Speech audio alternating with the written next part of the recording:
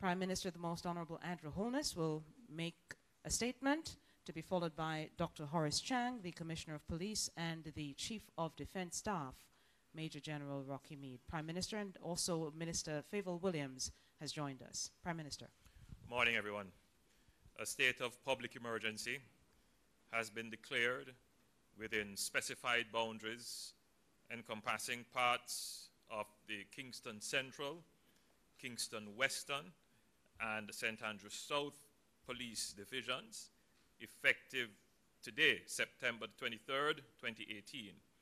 This will last initially for 14 days. The proclamation declaring the state of public emergency for these areas took effect at midnight. The government considers it necessary to use the extraordinary powers provided for within the state of public emergency to address long-standing and entrenched crime and public order issues which have threatened lives, indeed taken lives, curtailed businesses, undermined the rule of law, and have deprived citizens their general right to live peacefully and enjoy a good quality of life.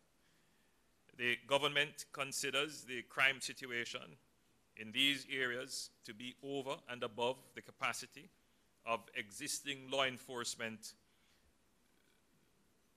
The objective is therefore to degrade and erode the capacity of criminal organizations to operate and control these spaces, to break and indeed challenge the culture of criminality and lawlessness that exists in some communities in these areas, and ultimately to provide the space within which law-abiding citizens and regular policing can work together to maintain peace and harmony in these areas.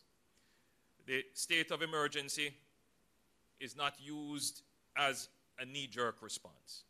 The government has developed a national strategic plan to address crime and violence, and we are moving strategically, deliberately, and instrumentally to execute the plan. The government believes that there should be no community in which criminal organizations operate as sovereign powers. Every community where it is clear that criminal organizations and dons are operating as laws unto themselves will be addressed. We ask the public for their cooperation. At the outset, we made a commitment to the people of Jamaica that we would use the extraordinary powers in a state of emergency responsibly. And we have. We have done so paying the highest regard and respect to the preservation of life, and not just respecting, but promoting human rights. So far, the security forces have conducted themselves in an exemplary manner and are a credit to themselves and indeed the country. I think every Jamaican can be proud of our security forces, how they have conducted themselves within the declared states of public emergency. And I wish to thank the members of the security forces and indeed to thank their families for understanding the pressures and the demands of the job that they are doing. But it is all for the national good and the national interest. Significant planning has gone into the declaration of the state of emergency. We didn't come to the decision overnight. And in the planning, we have taken into account the significant traffic flows that goes through the declared areas, the commercial flows in the market district, which is incorporated in the declared area. We considered the back-to-school period, which is in its closing out stages at this time. We considered as well the hurricane season. And indeed, we considered the period leading up to the Christmas holidays. While the declaration of states of public emergency have been an effective tool in the decline in the murder figures and crime generally. It is not a sustainable tool by itself. There are counterpart measures which are being executed alongside the declaration of states of public emergency. Some of these measures are forward-facing. For example, the establishment of the Public Safety and Traffic Enforcement Branch, a new branch within the JCF, which is having an impact on the flow of traffic and order in public spaces.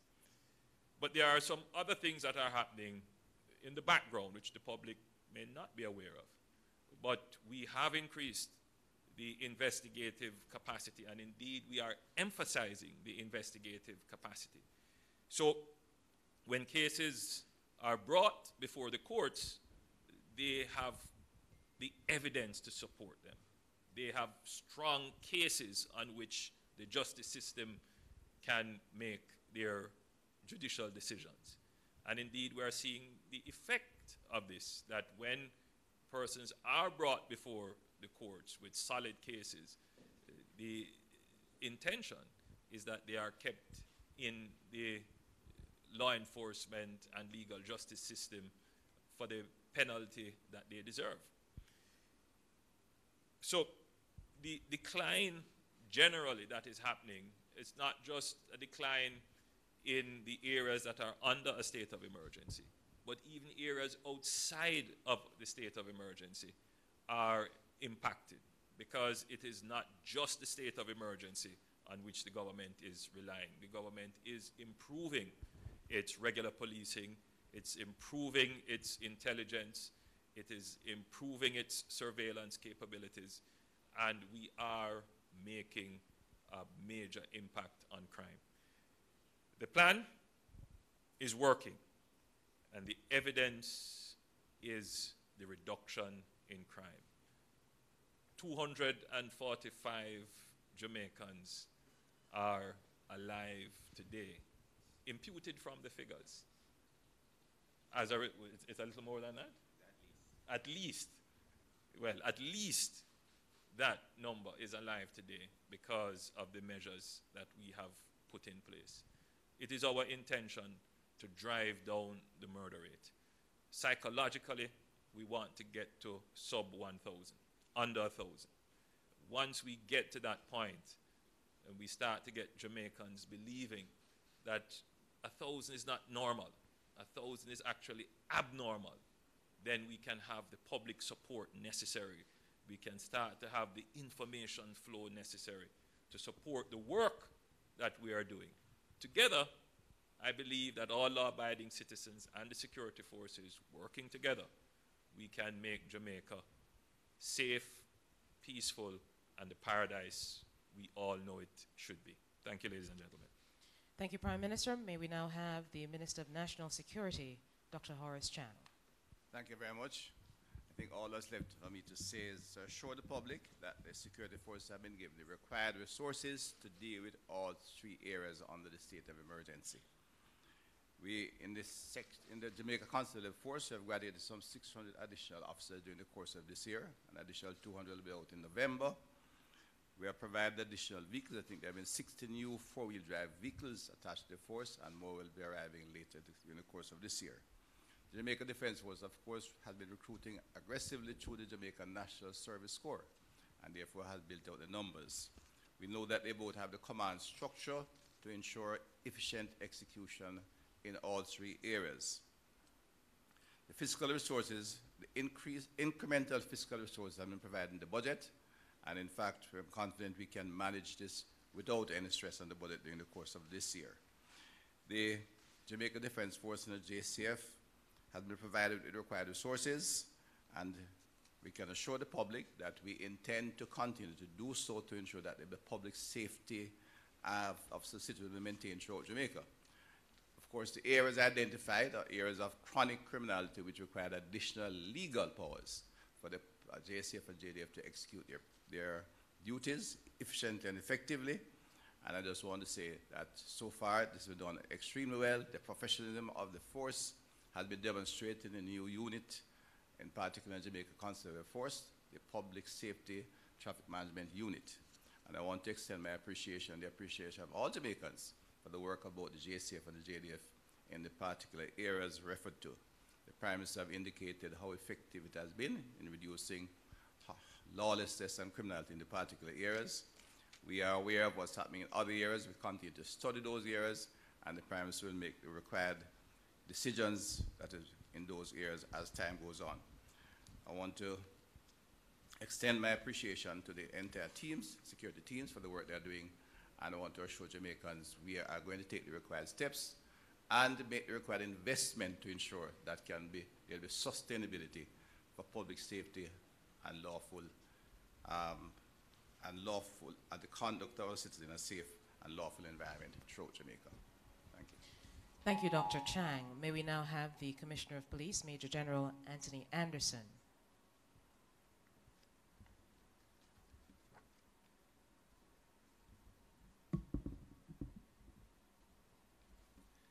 Good morning. As the Prime Minister announced, a state of public emergency has been declared within the specified boundaries. It encompasses parts of the Kingston Central, Kingston Western, and St. Andrew South police divisions. And for some time, these areas and these parts of the divisions have been exposed to gang violence, significant extortion, and general lawlessness.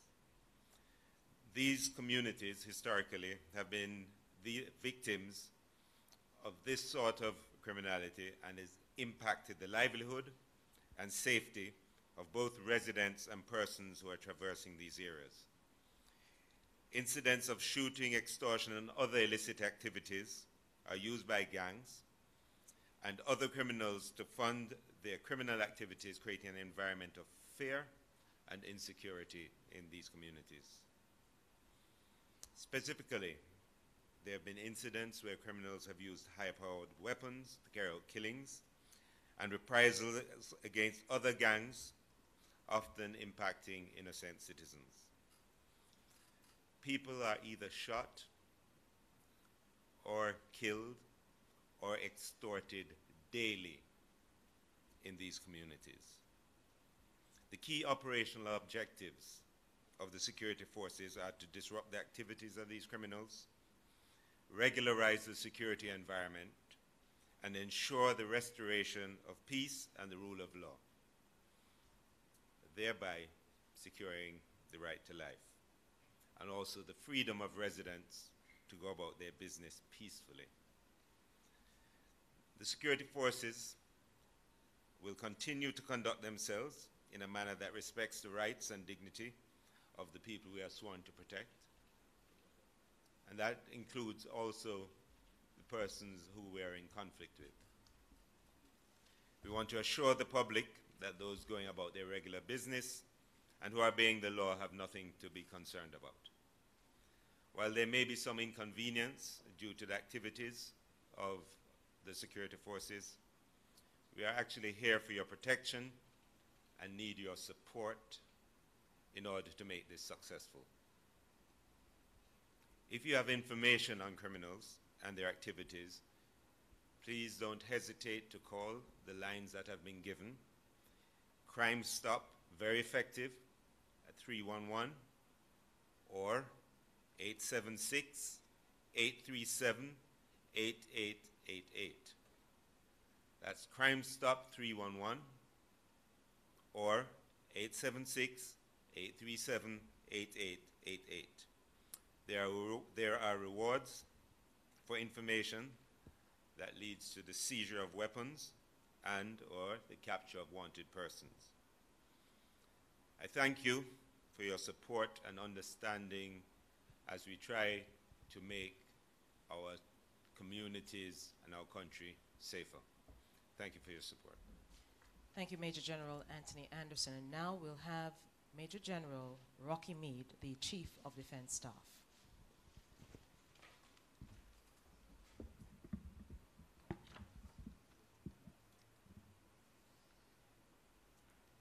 Thank you very much.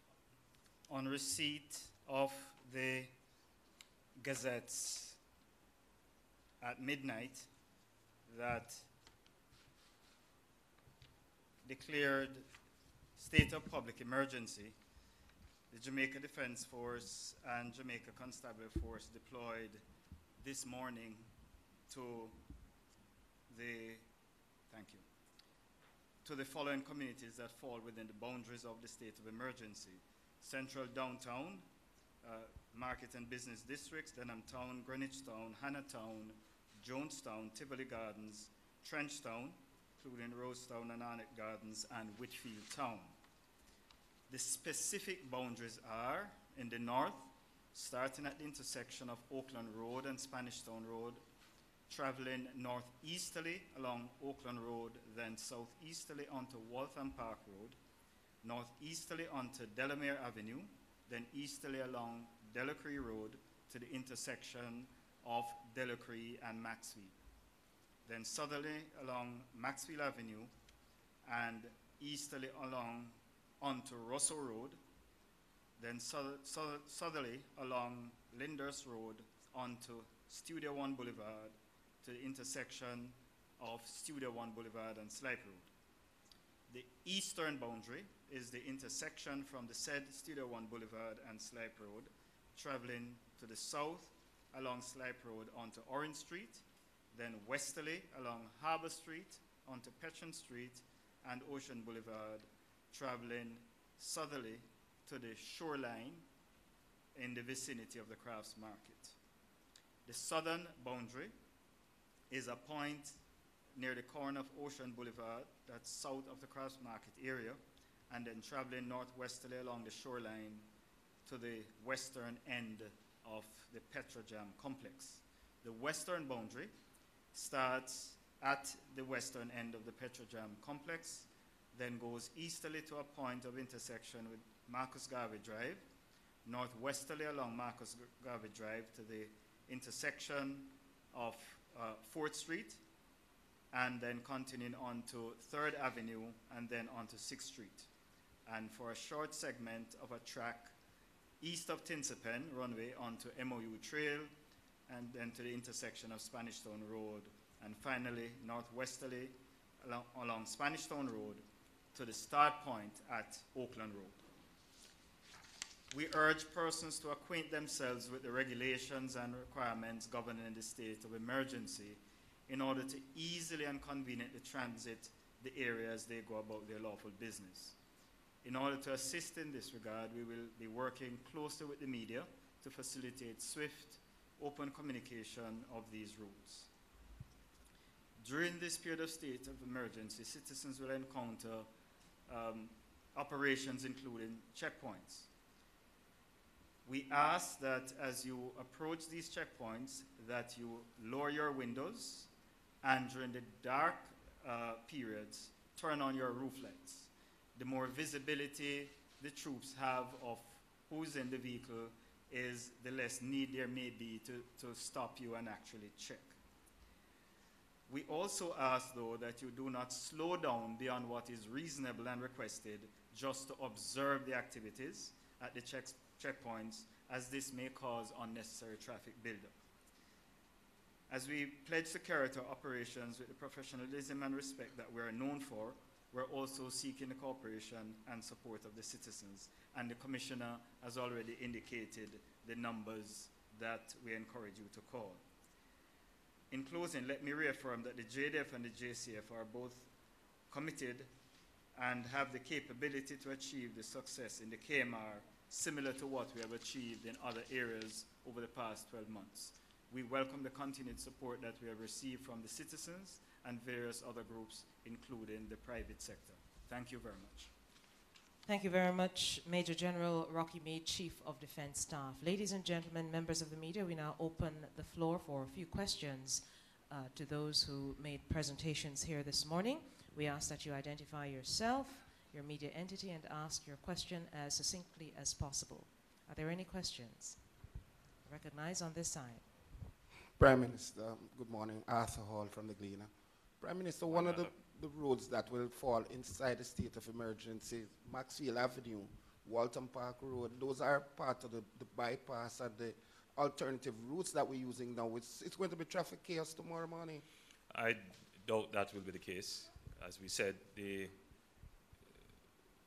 planning that went into this exercise long preceded the declaration, the announcement of these routes as alternatives, but it was built into the operational stance of the state of public emergency. I give the assurance that there should be no undue delay. The Chief of Defense Staff has outlined some things that the public could do to make the transit easier, but what it will do is to make the transit safer for the motoring and pedestrian public. What it will do is give greater resources to the direction of traffic in those areas. And what it will do is to ensure that persons who are conducting commerce and other forms of activities can do so with peace of mind.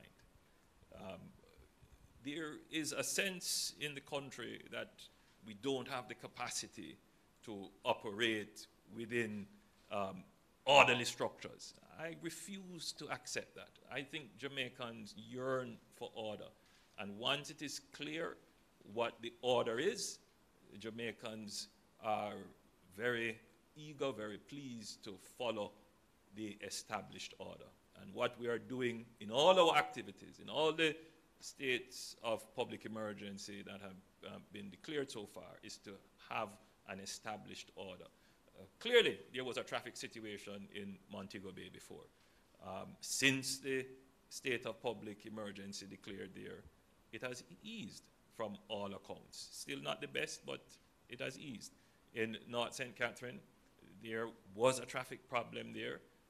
There is still a traffic problem, but I wouldn't say that it is totally due to the existence of the checkpoints.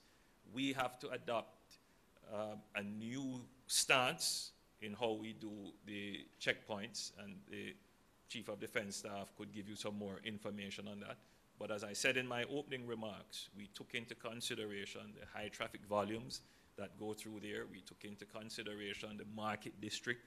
We took into consideration the hurricane season, the back-to-school period, which is winding down, and we also took into consideration the period leading up to the Christmas season. All of these have been incorporated into how the state of public emergency will be conducted in the next 14 days and possibly if extended. Thank you, sir. Another question at the back here. Morning, Dion Jacksmiller, RJR TVJ. So, Mr. Prime Minister, instead of coming every couple of months and announcing another SOE, has the administration ruled out an island-wide SOE? Thank you, Dion. There is, well, first, it's a very good question.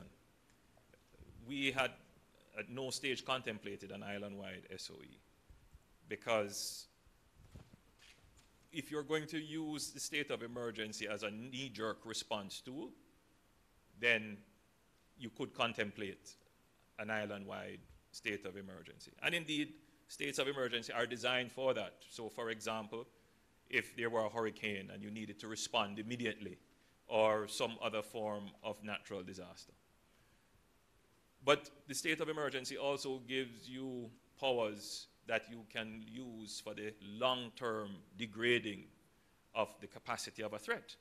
And so we are using the state of emergency, the powers that are included there, for the erosion of capabilities and the degrading of the capacity of what we consider to be long-term, well-entrenched threats to our public safety, rule of law, and the ability of our citizens to enjoy a peaceful and a peaceful quality of life. So the way in which we have conducted the SOEs involves an extended period of planning because they have to be sustained. So we plan for manpower, we plan for fiscal resources, and we plan for eventualities and possible threats. And we put together an overall package. And once we are satisfied that we have accounted for things that are happening in the environment, plus things that we think could happen, we have programmed the resources, both the human resources and the financial resources. Then we make the decision to declare within a particular area that we can have domain control, which is manage the area totally, that we can have sufficient presence. And in areas where we are certain that the threat is resident, that they are there, where we know that the guns are there, the guns are there, that the criminal enterprise is active in those areas. And so it is a far better approach to utilize the extraordinary powers of the state of emergency in this long-term, sustained way than to spread ourselves thinly across the island, which would not be as effective. Mrs. Miller has a follow-up. Well, about 10 questions, but Well, allow some of your colleagues as well. sure. Would it But be not for me alone.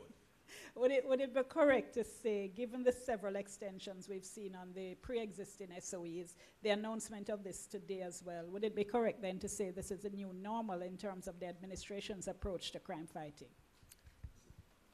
I would say criminals beware, that the government is going to use every single legal tool at its disposal to erode the capacity of criminals. The SOE is but one tool that is forward-facing, that the public sees, but there are other things that the government is doing which already is bearing fruit. All right, any further questions from other members of the media here? Ms. Chisholm? Thank you very much. Andrea Chisholm from TVJ. PM, I heard you and I heard what Mr. Mead was saying, but in terms of the traffic chaos, going back to Arthur's question, I've observed the state of emergency in St. Catherine, for example.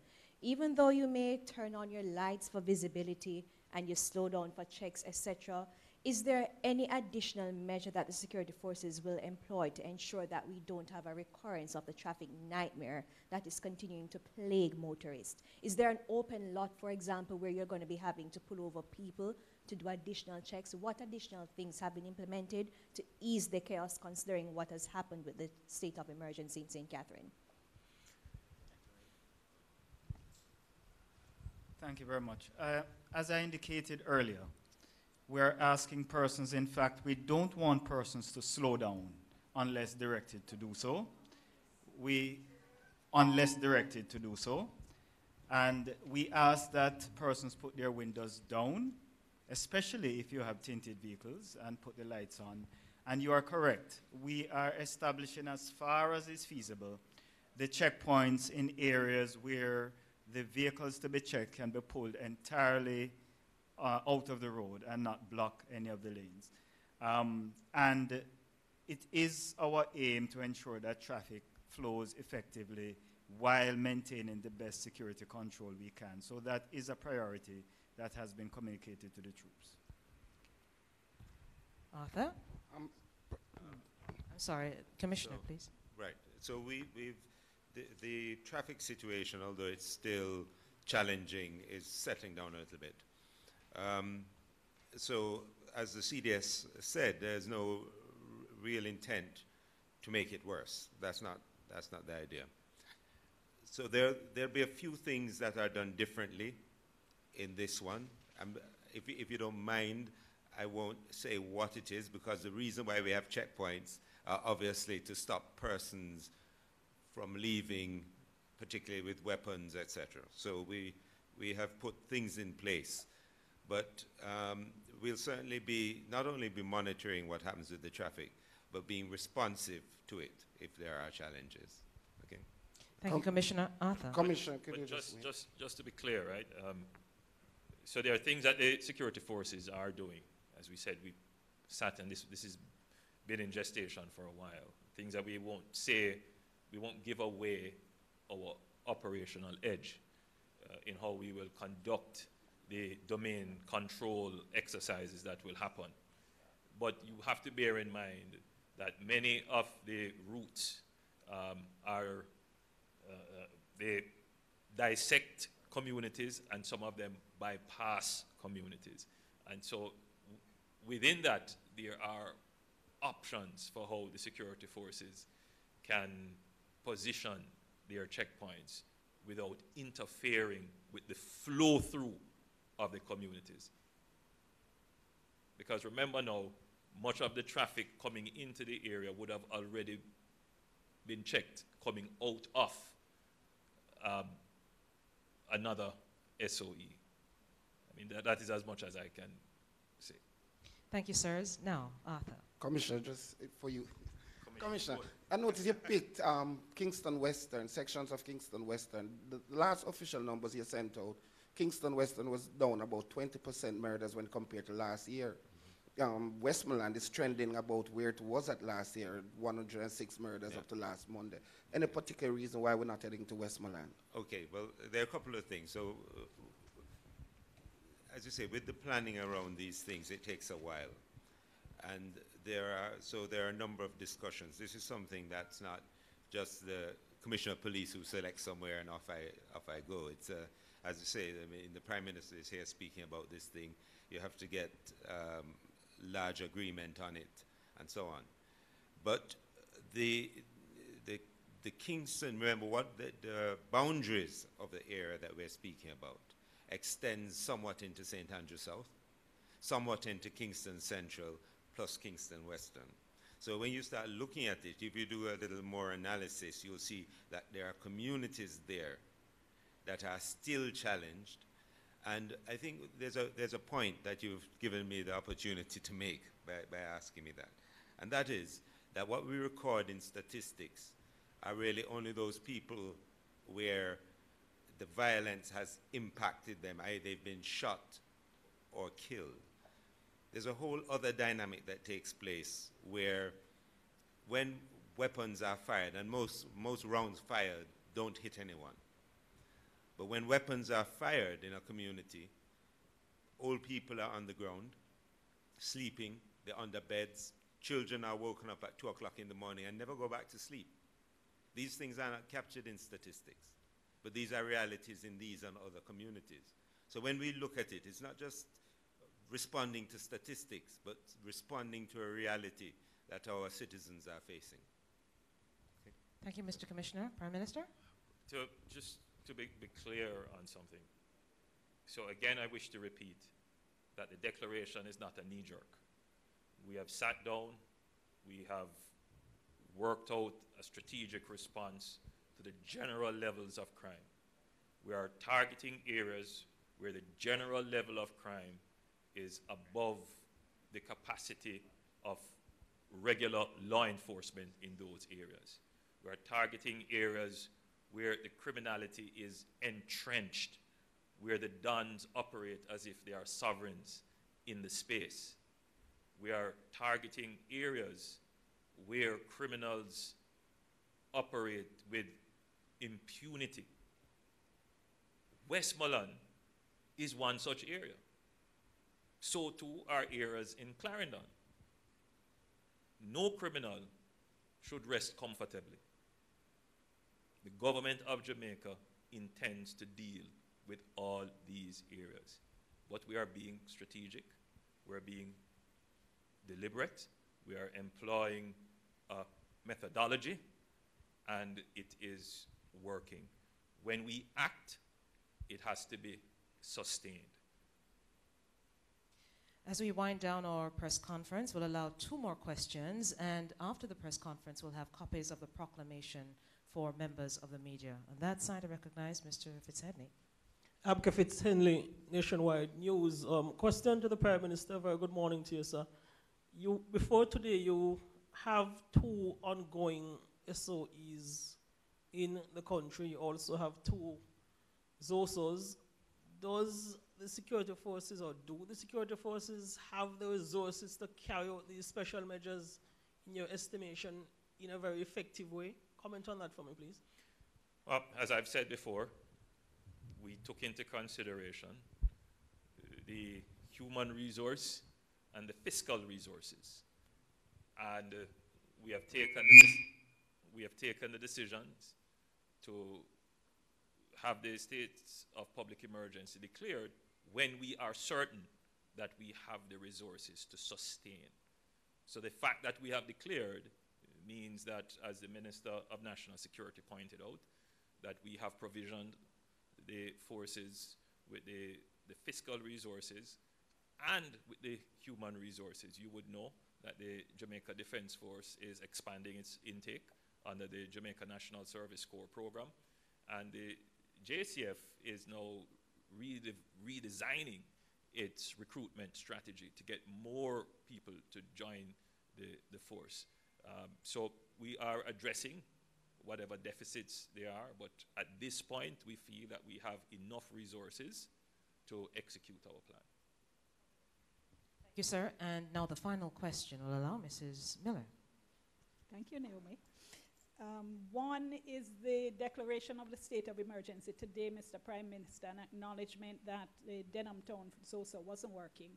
And B, the administration has been less than speedy in establishing the tribunals required under the regulations that go with the Emergency Powers Act. Why has that been, and what's going to be done in relation to this tribunal? Well, to answer the tribunal question, I believe that the government has nominated its 2 members. Weeks after the establishment? No, for this one, we have nominated our 2 members.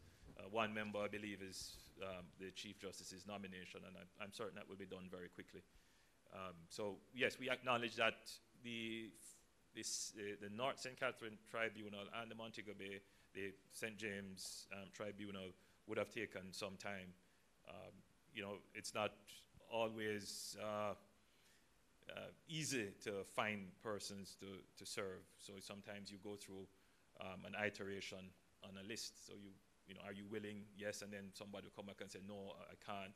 And then you may find persons and you think they can serve, but because of other obligations or they are serving on other areas that may be conflicting. So it takes some time to identify personnel. The forward planning in this, we did a parallel exercise to identify persons. So it's much more seamless in this operation. I totally reject the statement that the Denham Town ZOSO is not working. The Denham Town ZOSO is working extremely well. You will note the strategy that also in the St. James state of emergency, you have existing a zone of special operation. They're 2 different tools, but they are used together to create an effect. So the zone of special operation is meant to establish a long-term footprint for law and order, and it is designed more for peace building and community building. So there's a heavy concentration of the social support and the security forces creating the space in which that social support can work. In the state of public emergency, that is meant to address immediately the ecosystem of criminality, which is growing over and above the capacity of law enforcement. So you want to destroy that ecosystem and allow law enforcement the regular law enforcement to take charge of the area. So there are 2 different tools, 2 different targets. Thank you so much, Mr. A time frame for the tribunal, sir. You know, right now, as soon as the Chief Justice gives his nominee, that should be done. All right. Thank you so much, Mr. Prime Minister and Minister of Defense, the Most Honorable Andrew Holness, the Honorable Dr. Horace Chang, Minister of National Security, the Chief of Defense Staff, Major General Rocky Mead, and the Commissioner of Police, Major General Anthony Anderson.